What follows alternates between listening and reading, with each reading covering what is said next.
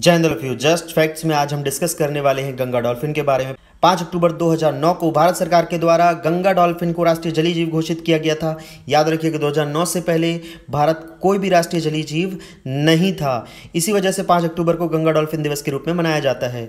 Basically यह Ganga dolphin Ganga Brahmaputra मेघना नदी के अववाह तंत्र में पाई जाती है। ये देखिए, ये जो गंगा नदी आ रही है इधर और ब्रह्मपुत्र, और यहीं पर है मेघना। साथ ही यह सिंधु नदी में भी पाई जाती है, लेकिन बहुत ही कम। इस तरह यदि हम देखें तो यह मुख्यतः भारत, नेपाल और बांग्लादेश में पाई जाने वाली डॉल्फिन है। वहीं भारत में पाई जाने वाली नदियों में यह मुख्यतः गंगा, चंबल, घाघरा, गंडक आदि नदियों में पाई जाती है।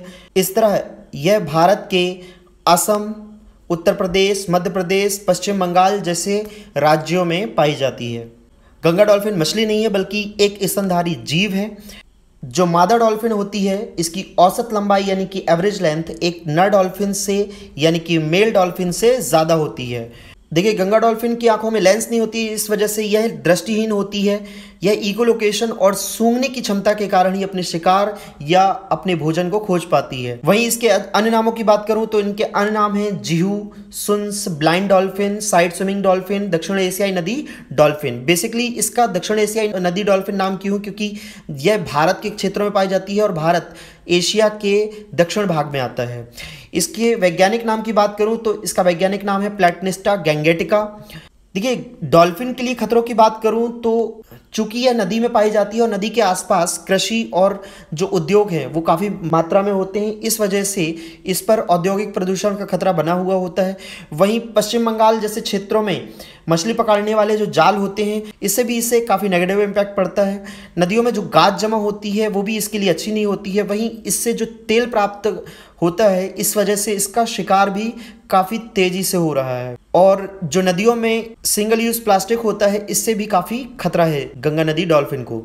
इन खतरों से बचाने के लिए इसका कंजर्वेशन यानी कि संरक्षण भी होता है, जिसमें बिहार के भागलपुर जिले में विक्रमशिला गंगेटिक डॉल्फिन अभ्यारण्य को गंगा डॉल्फिन के संरक्षण के लिए नामित किया गया है, यानी कि नॉमिनेट किया गया है।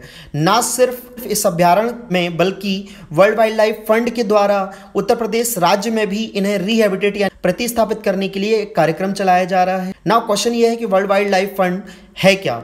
देखिए, वर्ल्ड वाइल्ड लाइफ फंड जो कि WWF का फुल फॉर्म है, इसकी स्थापना हुई थी 1961 यानी कि 1961 में।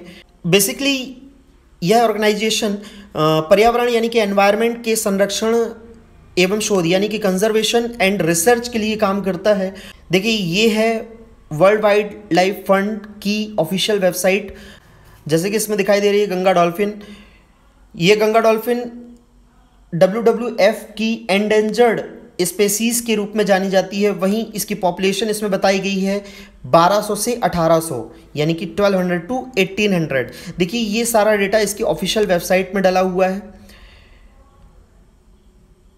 इस वेबसाइट के अकॉर्डिंग गंगा डॉल्फिन का वेट 330 से लेकर 374 पाउंड यानी कि 330 to 374 पाउंड का होता है। इसकी लेंथ 7 से लेकर 9 फीट यानी कि 7 to 9 फीट होती है। हैबिटेट की बात करूं तो बेसिकली यह फ्रेश वाटर रिवर में पाई जाती है। पूरे वर्ल्ड में यह एशियन कॉन्टिनेंट में और उसमें भी साउथ एशिया वाले पार्ट में पाई जाती है। वर्ल्ड वाइल्ड लाइफ फंड की एक रीजनल ब्रांच इंडिया में भी है, जो कि 27 नवंबर 1969 में इस्टेब्लिश की गई थी। 2019 में ही इसके 50 वर्ष अभी पूर्ण हुए हैं।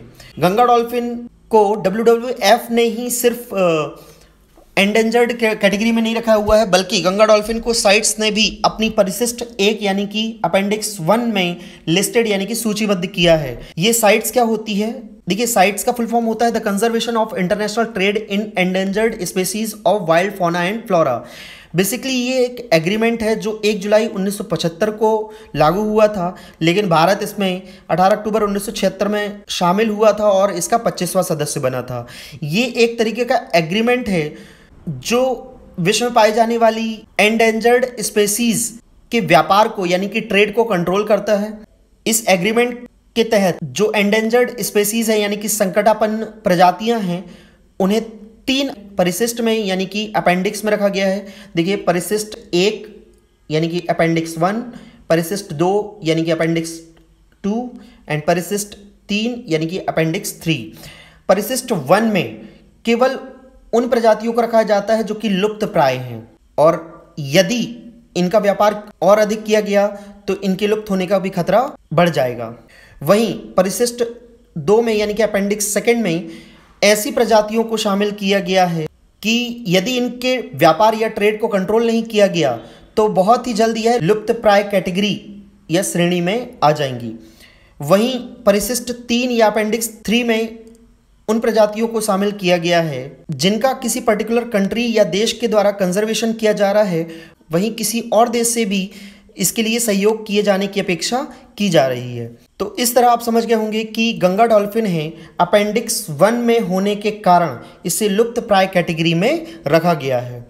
अब WWF एंड साइट्स के अलावा IUCN ने भी गंगा डॉल्फिन को रेड लिस्ट में रखा हुआ है। जो IUCN है वो international union for conservation of nature है, जिसकी स्थापना 1948 में यानी कि 1948 में की गई थी और इसका हेडक्वार्टर यानी कि मुख्यालय स्विट्जरलैंड में स्थित है। IUCN के द्वारा जो रेड लिस्ट यानी कि लाल सूची जारी की जाती है, ये विश्व में सबसे व्यापक सूची होती है जिसमें पौधे और जो जानवर होते हैं इनकी प्रजातियों के वैश्विक संरक्षण यानी कि ग्लोबल कंजर्वेशन की स्थिति को दर्शाया जाता है। IUCN सिर्फ सरकारों का एक संगठन नहीं है बल्कि यह नागरिकों से भी मिलकर बना हुआ है। जय हिंद, जय भारत।